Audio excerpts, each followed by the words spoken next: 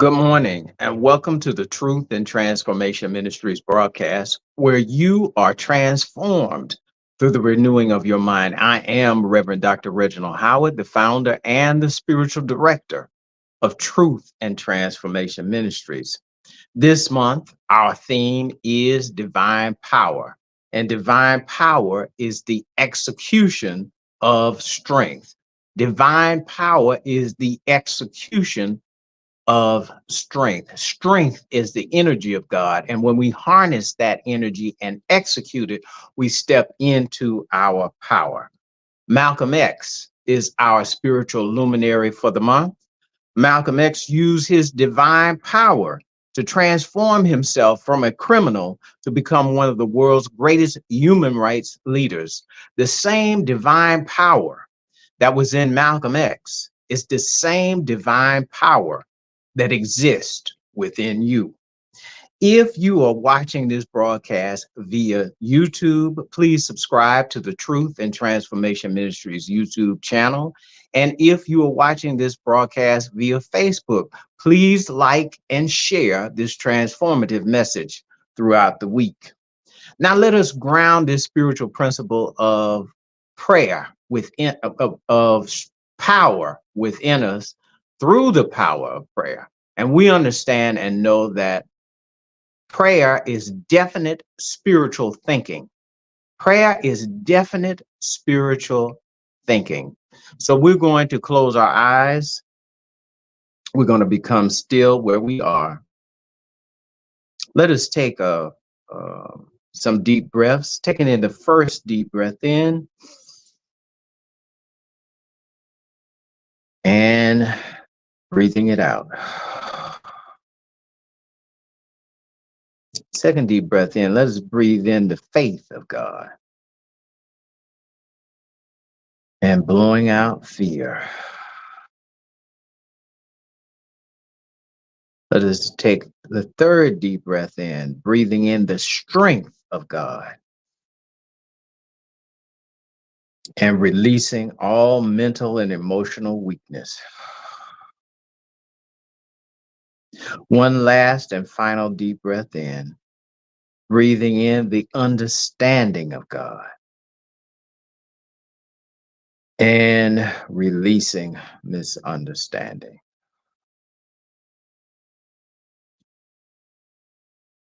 We give thanks for the understanding and the awareness that God is definite, exact, and unchanging. God is definite, exact, and unchanging. And God works through our being with faith, love, strength, understanding, wisdom, power, imagination, will, order, zeal, renunciation, and life. God works through us, as us, and all around us. Our life is God's life.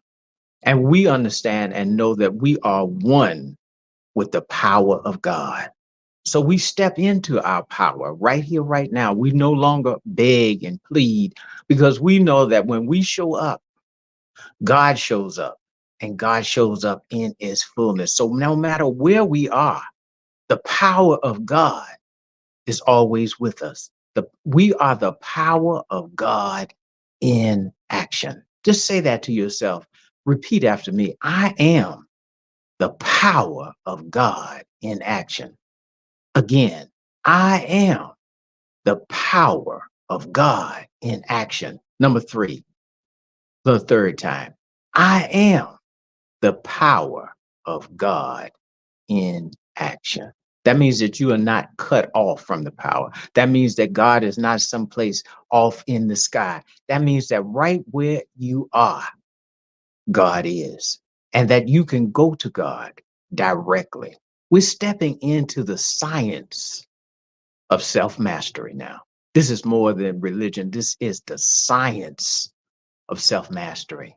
And we are learning to apply God principles to our lives. As I said earlier, faith, love, strength, understanding, power, under, or divine order, etc. We are using the principles of God because God operates through us as principle.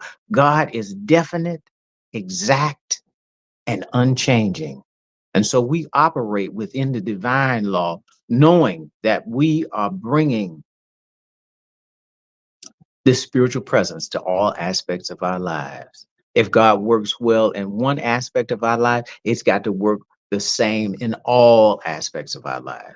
That means that God is working in our finances. That means that God is working in your health. That means that God is working in your relationships. We see God and God only. We become focused in our mind's eye to see the spiritual presence of God. God is all there is nothing else. So we stand firm on the knowingness that we are the power of God in action. If God is God, we bring God forth through our thought, through our behavior, through our action. And we raise on up a little higher to realize that we are the Christ. Christ means one who has elevated his or her awareness into union with God or into union with his or her higher self. So Jesus just brought forth the Christ, but the Christ is within all of us. We are bringing forth our God power in every situation, circumstance, or condition. And we understand and know that goodness and mercy follows us all the days of our lives. Not depression, not fear, not anxiety, but goodness and mercy follows us, operates in, through, and as us all the days of our lives. So, on that note, we all affirm together, thank you, God, in me, as me. Thank you, God, in me, as me. Thank you, God, in me, as me. And so it is. Let us take another deep breath in. And so it is. We give thanks. And in keeping with our theme of divine power, we're going to learn how to continuously improve our health this morning. Our guest speaker this morning is Dr. William Richardson. And I want to just refer to his bio to read some of his accomplishments that he has um, made throughout his 40 years in medicine. Dr. William Richardson is a public health and preventive medicine specialist who has dedicated his life to getting to the root causes of disease by researching and developing healing strategies to relieve ailments with natural means as possible. He has a BS in biochemistry with minors in physics and math from the University of Pittsburgh, a master's of science of public health and epidemiology from the University of Alabama, and graduated with an MD from Temple University School of Medicine in Philadelphia, Pennsylvania in 1979. He completed 3 years of training in general and internal medicine at Allegheny General Hospital in Pittsburgh, Pennsylvania, and completed a residency in preventive medicine at the University of Alabama in 1984 in Birmingham. He has become a master at successfully using preventive, complementary, and alternative medicine in fighting chronic diseases in a multitude of clients over 3 decades, using such treatments as chelation detoxification therapy and nutritional optimization to allow the body to heal from coronary heart disease and severe autoimmune diseases such as cardiovascular heart disease, erectile dysfunction, and autoimmune diseases such as sarcoidosis and severe eczema. He has utilized and amplified pyramid devices that appear to inhibit the growth of lower life forms such as bacteria and mold as a part of a comprehensive strategy to allow a patient to heal from gangrene of the foot and to avoid amputation. So we definitely have a master teacher and a master physician that's with us today. So, brothers and sisters, I introduce to you Dr. William Richardson. Thank you for being with us, Dr. Richardson, today. It's a pleasure, Reverend Howard, and I know of your work as well and give thanks for your work in the spirit. Thank you. Appreciate you. Yes. So I will bring up my slides, and I want to start just by saying good morning to everyone, and I hope everyone's doing well, and happy Juneteenth Day. Um, this is an important holiday for us. Right now, I want to talk about being in pursuit of better health and what we can do to accomplish better health through our many, many decades that we can live. We want to live them as healthy and disease free as possible. So let's see. Reverend Howard has told you some of my background. I am board certified in preventive medicine, and I really have been part of a clinic called the Advanced Clinics for Preventive Medicine. I founded it in 1986 approximately, and there we practice lifestyle integrative medicine, meaning we integrate the best of modern medicine plus holistic nutritional medicine. We do detoxification, and we do have that holistic perspective. The goal is pursuing better health. That's the name of this lecture. Well, how do we do that? Simply, just to break it down, eating better will help us pursue better health, stressing less and resting more, moving more, exercising, walking, loving more, others as well as ourselves, and also detoxification if we have gotten some poisons in our body, whether it's animal products being eaten or toxic heavy metals or organic compounds. So this is what we have to do is detox to get those out. My educational background, we won't repeat that. Appreciate that. I do have a master's in the science of epidemiology, and I've been training and have studied with natural healers from New York to California and Chicago to Texas. I remember spending time with a master herbalist in California for 2 weeks, and he trained me on the art of healing. I trained with Queen Afua. I trained with many medical doctors. I'm just interested in whatever can help people. I've been blessed to do medical missionary work and study and world travel in Mexico, Jamaica, St. Croix, Belize, Puerto Rico, Brazil, Nigeria, Cameroon, and Ghana, West Africa. So I've had great experiences in all those places. I've been very blessed to help guide clients to totally reverse type 2 diabetes as early as 1981. I remember that patient coming in, and that was very early in my career, and he said, his blood sugar was like 450, and he said he's not taking any medicines. And I wrote the best plan I could, and it actually worked. He got rid of his diabetes. I didn't bother to tell my professors at that time. They wouldn't have liked that. We've been able to reverse heart and artery disease. We're talking about coronary heart disease, blocked arteries in the extremities, peripheral vascular disease, as well as erectile dysfunction, because most erectile dysfunction is caused by the clogged arteries that supply the genitals.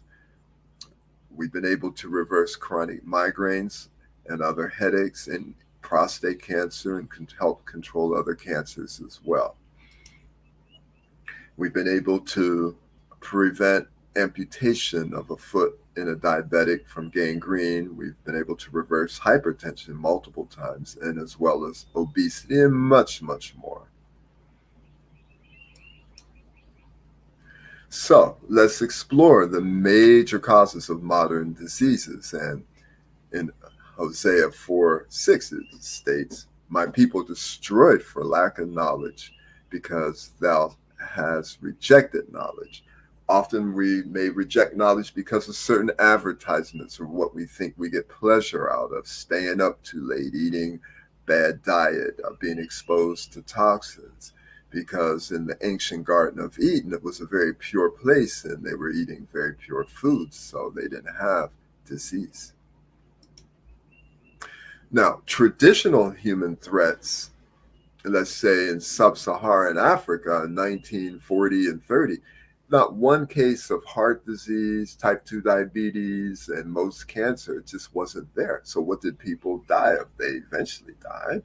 There's three traditional human threats, and that would be trauma. You know, if you're climbing a tree and you fall and you break your neck, or bad infections if you cut your foot, you don't clean it properly, and antibiotics, of course, were invented in Africa, I believe. Probably some sub-Saharan Africans did it, but it's documented in Egypt. But anyway, infections would take people out. And then old age, which is the best way to go. When I was in Africa, I met people who were 122 years old. We'll get into that. I'll tell you about them in a little while. So modern medicine's been miraculous for trauma and infections. But let's answer the question, what are the major threats to our health in the modern industrialized world that we live in with all this pollution and bad eating? Well, that's it right there. Bad eating and pollution cause most of our problems. The four categories of threats to our health in industrialized nations like the United States, and increasingly in India, Africa, the African continent. In fact, India has the highest number of diabetics in the world. Number one, because of their large population, and also because they're becoming more affluent and eating more oil, fat, and all that sort of stuff. But the four major threats to our health in industrialized nations are cardiovascular disease, metabolic disease, and I'm going to skip ahead, cancers, and neurological degenerative diseases. Now let's go back. So cardiovascular disease would be like heart disease, coronary heart disease, that the coronary artery sitting on top of the heart like a crown. That's why it's called coronary. And when they get clogged, you can get a heart attack. How about cerebrovascular disease? Well, cerebro means it's the cerebral cortex, it's the brain. And the vessels, the blood vessels supplying the brain can become clogged because of atherosclerosis, which means hardening of the arteries. And then peripheral vascular disease, where in the periphery, the outer parts of the body, the blood vessels can get clogged up. Then we have metabolic diseases. That's like more biochemical problems like type 2 diabetes, prediabetes, fatty liver disease, fatty pancreatic disease. Now, this fatty infiltration of the liver and pancreas come because of overexposure to fats in the diet, like oils and animal products. And that predisposes us to diabetes because it's not sugar that causes diabetes, it's the fat in the cells that cause diabetes because it impedes the action of insulin. And then these metabolic diseases can also include cancer of the pancreas and liver, which are caused by fats going into the pancreas and liver. And again, the fats come from animal products and oils, and any excess fat we eat will turn to fat in the cells. And then obesity. And then going to the next slide, the cancers, sarcomas, leukemias, and these are called neoplastic diseases. Neo means new, tissue plastic disease. And we're talking the top four are breast cancer, prostate cancer, lung cancer, and colon cancer. And these are the top four cancers in America, and they weren't even present in ancient Africa. Breast and prostate cancer and colon cancer can be avoided by adopting a whole food plant-based diet, and lung cancer not smoking. And then the neurological degenerative diseases like Alzheimer's disease, Parkinson's disease, amyotrophic lateral sclerosis, aka also known as Lou Gehrig's disease, which is a motor neuron dysfunction. Um, so amyotrophic lateral sclerosis is most likely caused by some type of pollution, some organic chemical pollution. Organic chemicals are carbon-based chemicals, and then you have toxic elements like lead and cadmium, and they can cause damage to our tissues. So Alzheimer's disease is growing, and a new study has shown that if you eat better, exercise more, rest more, and practice, remember, you can, if you have early Alzheimer's disease, you can reverse it. But if you keep clogging your arteries up with ice cream, hot dogs, and all that sort of stuff, you'll progress. So you can change how things go many times. Remember, our major threats to our health in industrialized countries, which the world is turning into, because everybody wants to be like us, 86% of our health status is dependent on lifestyle and environment. That is what you eat, what type of deodorant you use, what type of chemicals you deal with as far as putting lotions on you and all that. And then 14% of our health status is dependent on genetics and healthcare, like some immunizations do work. Trauma care, you can't beat trauma care for modern medicine. If you're in a trauma, um, they're pretty good here. Although in ancient Africa, Europeans were going to study how to do C-section surgery, and of course, cataract surgery was invented in Africa as well, and on and on. So, but anyway, those are the major threats. Most of it's lifestyle and environment. So you can go very far, 86% in helping people. So the vast majority, 86% of our health status is dependent on how we live, in other words, our lifestyles, and our exposure to environmental toxins. So let's get into this. So the importance of lifestyle includes your dietary intake, your exercise patterns, both physical and mental, your sleep habits. Ancient people, I've always said the only people I trust with normal human behavior are blue black Africans from 60,000 years ago. Well, the rest of that is because you may not necessarily trust modern blue black Africans because their habits have been tainted. So the importance of lifestyle, dietary intake, exercise patterns, sleep habits, friendships and social life, spiritual life, positive mental attitude, etc. That's lifestyle for you. Very important. And then the other part are exposure to toxins. There's dietary toxins like animal products, oil, and other refined foods like sugar. And then there's organic or carbon-based toxins like pesticides, herbicides, plastics, uh, uh, fingernail polish, and things like that. Do you know that fingernail polish and plastics can effeminize male fetuses within a woman who's pregnant? So if you're going to use nail polish, use the type that's natural, not toxic. And then our exposure to lead and cadmium and aluminum. Lead and cadmium cause a lot of hardening of the arteries because it irritates the arteries. And aluminum may be associated with degenerative brain diseases.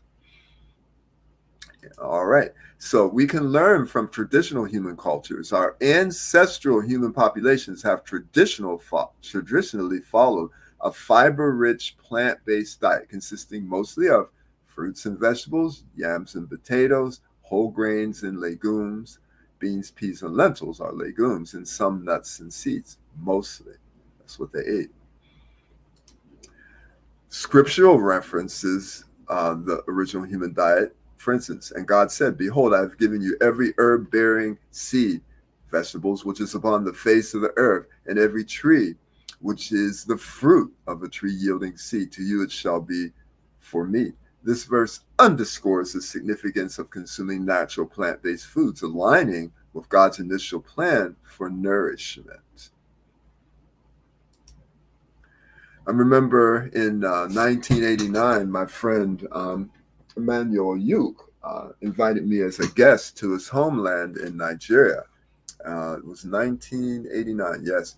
And in his village of Bendigay in Cross River State, I was given a tour of the village by a very healthy 122-year-old woman, still walking 2 miles a day and gardening on her own. It was was just very revealing. The food in the village where I stayed at a lot was fabulously delicious and nutritious. It was at least, if not more, 96% plant based, organic whole foods consisting of green vegetables, African yams in the form of fufu, and legumes, which are beans, peas, and lentils, and various fruits, nuts, and seeds. I saw lemons as big as two fists. I saw yams as big as a human in Nigeria. And it was just very eye opening. Here's another reference to scripture. Daniel resolved not to defile himself with the royal food and wine. He said, "Please test your servants for 10 days. Give us nothing but vegetables and water." So we're going to go over these concepts here. God's appointed diet. That verse just stated before underscores the significance of consuming natural plant-based foods, aligning with God's initial plan for nourishment. A diet that includes whole fruits, vegetables, whole grains, legumes, which are beans, peas, and lentils, and a few nuts and seeds, remains foundational to health and wellness, being full of protective antioxidants and essential nutrients. Wow, that's a lot. Antioxidants are bioflavonoids, and they help protect our DNA and keep us young. And essential nutrients means basically you can't live well without them. So that would include the 8 essential amino acids in adults and 9 essential amino acids in infants or babies. You can get all your protein. Amino acids are the building blocks of protein from whole grains, legumes, and starchy containing vegetables like potatoes have a lot of protein. So we'll get into that a little later. Now, I just want to briefly mention epigenetics. Epi means other than genetics or something affecting genetics or outside of genetics. It's the study of changes in organisms caused by modification of gene expression rather than a mutation, which is the alteration of the genetic code itself. So with the same genes, you can develop disease by bad modern habits. Let's look at that. So we're talking about poor diets and toxins hurt us. There's evidence of accelerated aging among African Americans, and it has implications for earlier mortality. Let's look at it. So when Africans come over, continental Africans come over and start living in America, some of them start getting slowly degenerative diseases we have here because of their change in environment, more toxic exposure, and poorer diets. Those are epigenetics. So let's look at these two sentences. They're identical words, but they mean something different. So the DNA can be identical in someone who's been exposed to pesticides, stress, and poor nutrition, but it may be expressed differently as like little tags on the DNA, just like this punctuation changes how these two sentences are to be meant. So a woman without her man is nothing. You could say the same words with different punctuation. A woman without her man is nothing.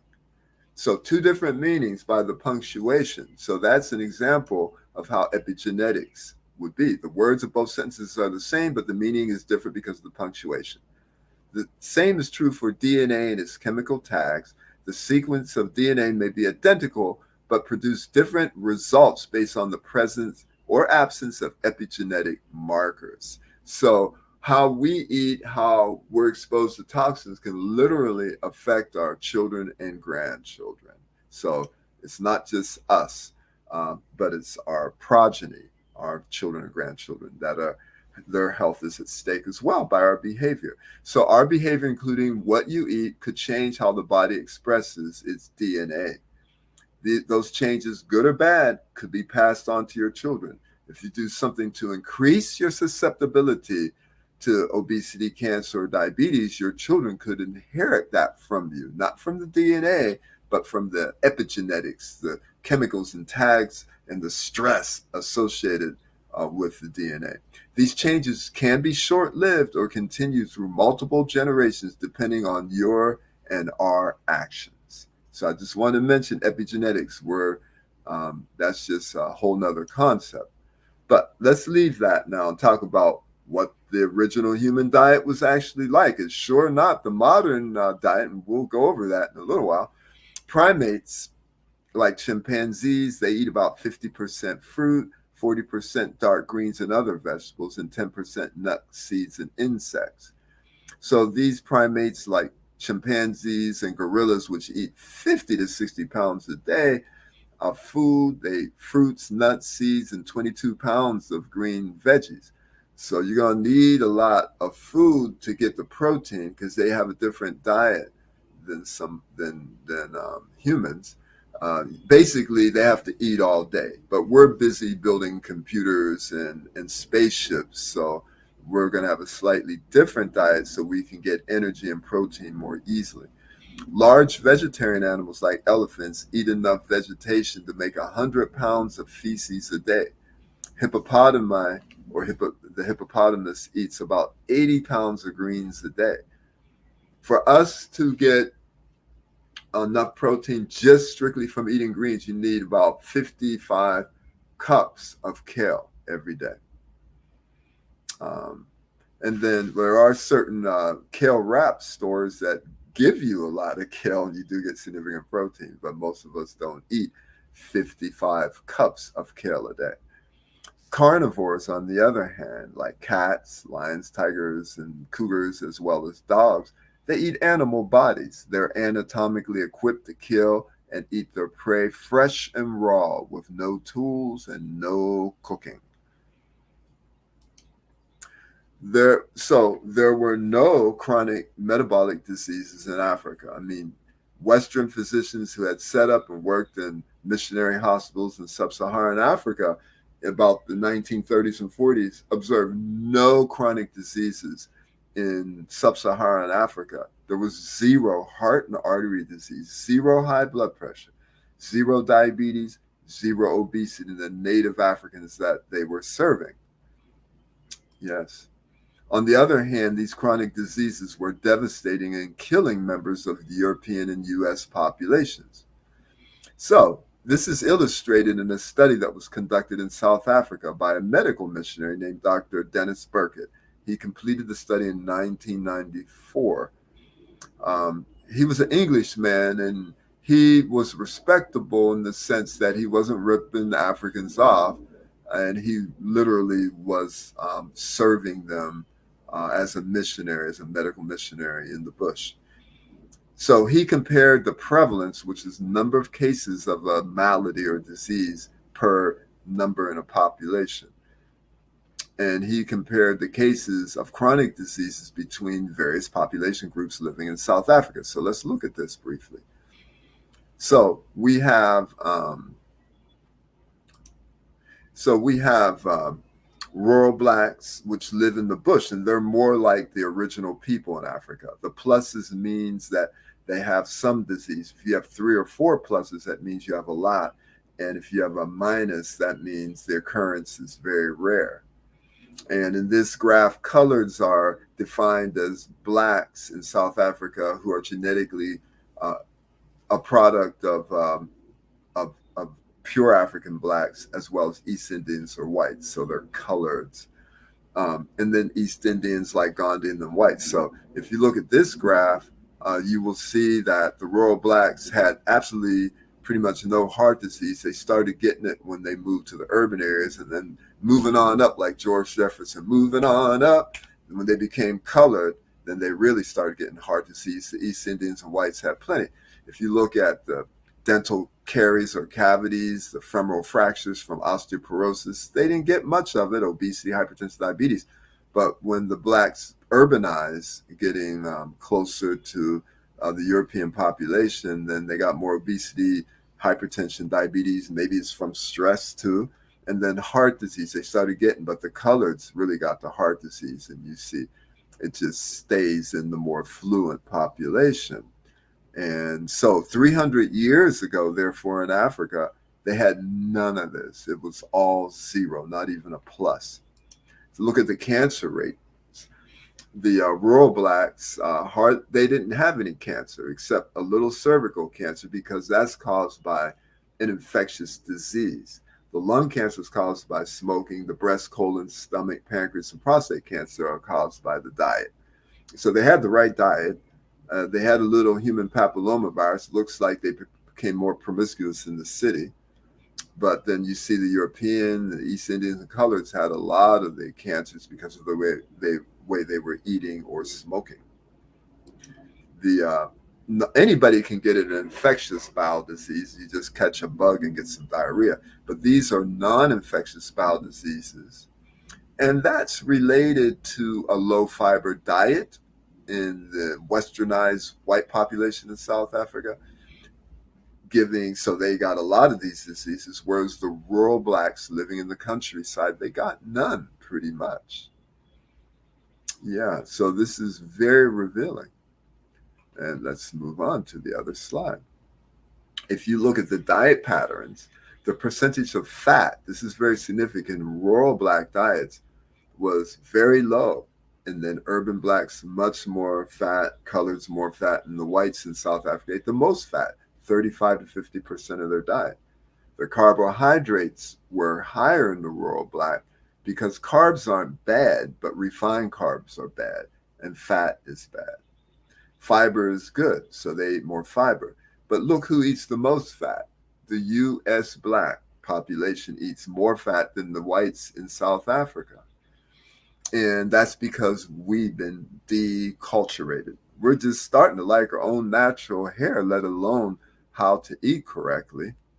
So that's very revealing. So the U.S. blacks are in trouble with the diet. So what was the original human diet actually like? Well, I think it did have fruits and vegetables. Yes. And this is another example. And then you have greens, you have potatoes, you have whole grains, you have nuts. I don't see any legumes here. There's some ginger, some berries, avocado, and strawberries.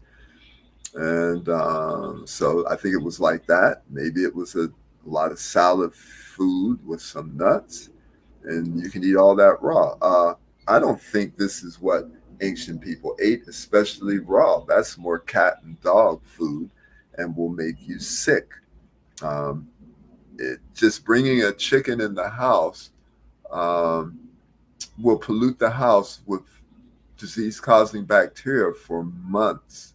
It takes months to get rid of it. And if you clean a chicken in the kitchen, I don't know how to clean a chicken because I don't eat it, but it'll really cause a lot of contamination.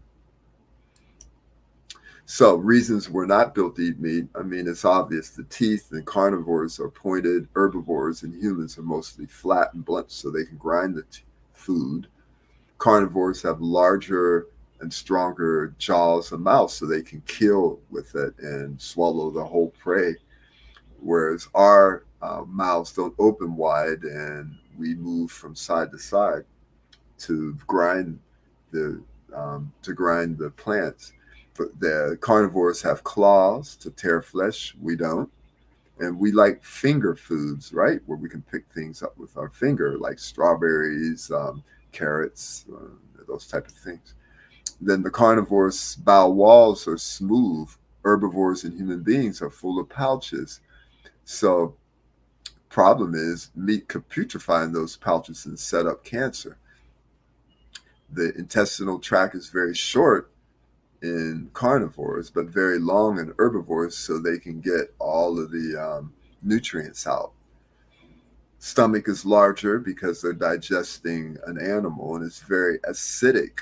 Um, the stomach of carnivores, so it can break down the meat, whereas ours are very alkaline,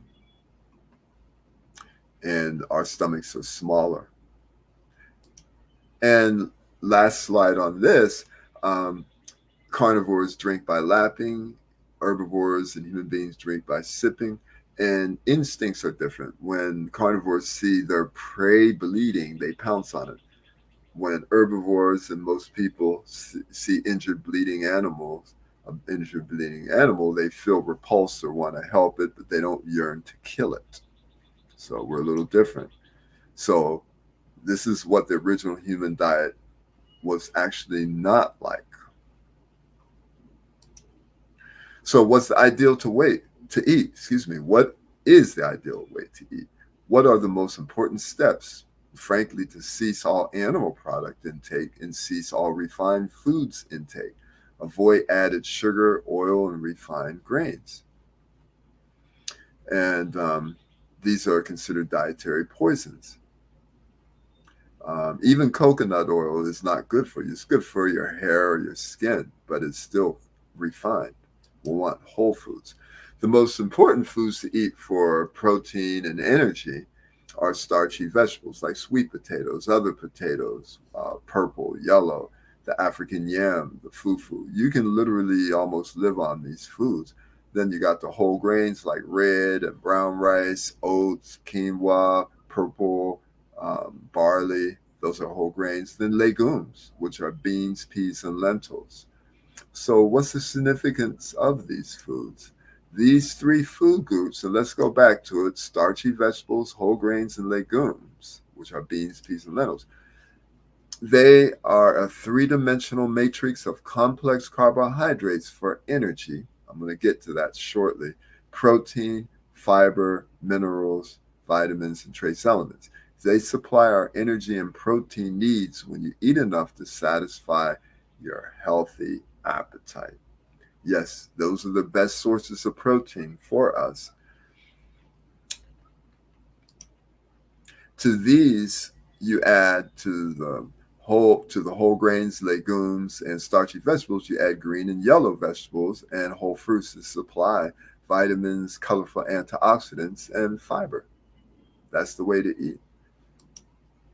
It may be lentil bean soup, something like that. That's homemade. Really, really good. It's going to have protein, it has vitamins, minerals, complex carbohydrates. Let me just talk briefly about complex carbohydrates. Refined carbohydrates are not good because they're already broken down into sugar molecules, but our first taste bud on our tongue is sugar because that's our primary source of energy. I'll tell you why we need energy in a moment. Well, where we spend most of our energy, um, money or whatever. The first taste buds on cats are amino acids, which are the building blocks of protein. And they eat flesh, which are made up of amino acids. So, the problem with eating flesh, there's many problems with it. It has no fiber, but it also produces ammonia or nitrogen, which processing that helps destroy the kidneys and the liver. And that's why you have so many dialysis units in the black neighborhoods. So sugar is our main source of energy, but not refined sugar, more like the legumes, which are beans, peas, and lentils. I'm repeating myself to make sure this gets in our heads. And then the whole grains like brown rice, quinoa, oats, and then starch containing vegetables, which also contain protein, like the African yam, the potato, the yucca, all those types of things. So you get all the protein you need from that. And then the complex carbohydrates mean that they're bonded with a permanent bond that we slowly break down into sugar molecules with our enzymes. Then the sugar is slowly absorbed. Type 2 diabetes is not caused by sugar, it's caused by fat. The fat in the cell, and we'll perhaps go over this some more, the fat in the cell impedes the action of insulin. So the sugar goes up because sugar can't come in the cell. The purpose of insulin is to bring sugar into the cell so we can make energy molecules. And why do we need energy? Because salt keeps being absorbed in our cells. And what happens if you eat a lot of salt? You get thirsty, you're going to drink water. Same with the cells. If salt sneaks into our cells, and then water follows, and the cells can swell up and pop. It's called apoptosis, and they die like that. So we have to use our energy to pump salt out of our cells. So most energy is used for that, not even moving our bodies. It's pretty interesting, I would think. Um, so I hope I didn't get too deep there, but this is an example of a great salad with a curry sauce. No, it's not cheese sauce because cheese is definitely a poison. It has female hormones like estrogen in it. Cheese also has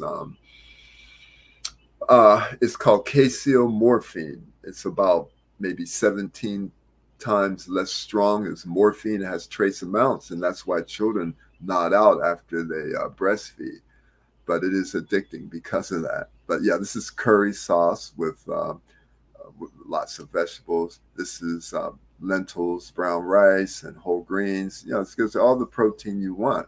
These are actually dinners that my family and I eat. But what does an optimal diet look like? Well, it's going to be colorful because we have color vision. Cats don't. Cats and dogs cannot see colors because they're not attracted to these beautiful colors to eat. They're attracted by their smell of dead bodies. So we see these colors are antioxidants.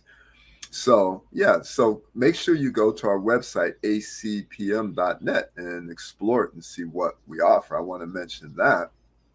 And also want to go over what things are offered there and then give you some examples of cases that have been turned around by holistic integrative medicine. So, people like our clinic, we offer holistic integrative comprehensive medical exams, holistic wellness exams, and holistic integrative follow-up exams. Holistic means we look at the whole person. Integrative means we integrate different disciplines: nutrition, exercise, proper breathing, proper sleep hygiene, as well as general medical principles. Holistic integrative medical treatments, of course, always include proper nutrition, but they also include chelation therapy, which is great for cardiovascular problems like coronary artery disease, which is clogged arteries that supply the heart. The heart's beating 60 times a minute, so it takes a lot of energy. So if it gets blocked, it's not going to work well. Peripheral vascular disease, those are blocked arteries in the legs. Cerebral vascular disease is blocked arteries in the brain. And the blocked arteries also cause diabetic ulcers and erectile dysfunction. So chelation therapy helps those problems and also gets rid of heavy metals like mercury, lead, and cadmium. We're one species. The reason we have to take vitamin C by mouth, we cannot make vitamin C. We're missing one enzyme in our biochemistry. So other animals, I believe even hamsters, if they get stressed, their vitamin C production increases by 300%. And that's because we probably developed in sub-Saharan Africa and always had plenty of vitamin C. So cancer, infections, are altered often by vitamin C injections that can be given, and then integrative cancer therapies can be given. All of these and special laboratory tests, all of these are supported by the foundation of a great diet, and you can prevent problems by being on a great diet, taking care of yourself, just like ancient Africans. Um, they didn't have a lot of problems like that. Heart and artery disease reversal can be accomplished. Digestive disorders, ulcerative colitis. That new studies just been shown that um, ulcerative colitis can be altered by a whole food plant-based diet. Same with irritable bowel disease. Same with type 2 diabetes. Same with hidradenitis suppurativa. That's a disease mostly black people get because of the type of skin we have. And a lot of pockets of pus form under the arms, anywhere there's hair. And a whole food plant-based diet can help that. And there's a whole lot more that can be helped by this. So let's look at some actual clinical results of preventive integrative medicine using a holistic whole food plant-based diet. Um, this one patient came in. He said he wants his life back from prostate cancer. He was having pain because of bone invasion of the cancer. When he first came in, his prostate specific antigen level normal is up to 4. Good is 2. That's just A2. His was 2,500. It was all over his bones. He was in lots of pain. His PSA level, because of getting on the correct diet, we did give him high dose vitamin C and certain supplements and whatnot. But the basis was that diet. His PSA went from 2,500 to 13.6 nanograms per milliliter. Nanogram is a billionth of a gram, and milliliter is a thousandth of a liter. The pain subsided, and the patient was able to stop all narcotic medications. In fact, he took his wife to Las Vegas twice and other vacation spots within the next year. He lived decades longer with no recurrence of cancer passing of natural causes. That was really an awesome experience. And his wife still stays in touch. Um, yeah. So another type 2 diabetes has been reversed many times since 1981 when I first did it.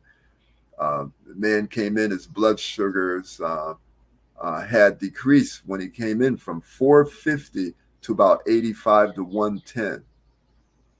And we've reversed diabetes many times. One woman came all the way from Mississippi and she lost a bunch of weight. Her diabetes disappeared. We've done it many, many times. First reversal was 1981. I didn't even tell my professor then because I think he had a bad attitude and I didn't have the heart to tell him. He probably wouldn't have liked it because I didn't use drugs.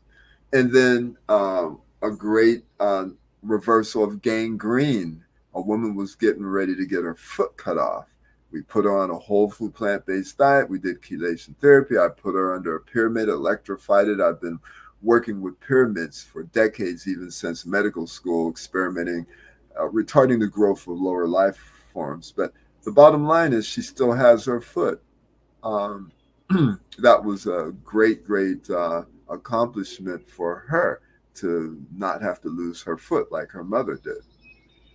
And we've reversed coronary heart disease many times. I remember becoming interested in heart and artery disease in 1980 when I had to assist a vascular surgeon.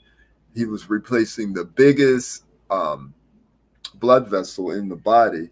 And it was 3 a.m. I was an intern, and when we cut the diseased artery out, it looked like bacon fat and eggs. I went to the hospital library and studied up and have reversed many, many heart and artery disease situations. So the keys to heart and artery disease are whole food plant-based diet, IV, EDTA, chelation therapy. Another man came in. He was an 89-year-old Korean War veteran. He had 3 open heart surgeries. He wanted to avoid his 4th, and he had clogged up arteries supplying his heart. And and atherosclerosis again means hardening of the arteries. It's manifested by plaque buildup consisting of fats, cholesterol, inflammatory cells, and such in the inner walls of the arteries. And again, the arteries supplying the heart are called coronary arteries because they surround the heart just like a crown surrounds the head. And his were blocked. He was gradually weaned completely off of all 7 of his medications in the wheelchair within 3 or 4 months. He remained medication-free with no signs or symptoms of either heart disease. And I met him when he was 89 years old initially.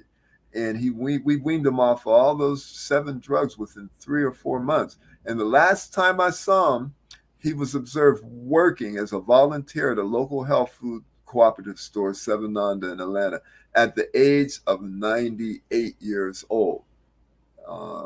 That was great.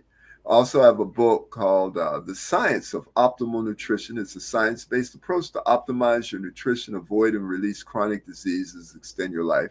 It is on Amazon, but support local stores, Maydew Bookstore in Greenbrier, Wadada's in the West End. It's a new kind of smoothie bar, and then Sevananda and Little 5 Points. So the Science of Optimal Nutrition. It has recipes that are whole food, plant-based, and even salad dressings that are good for you that won't hurt you with oil. So I believe that's it.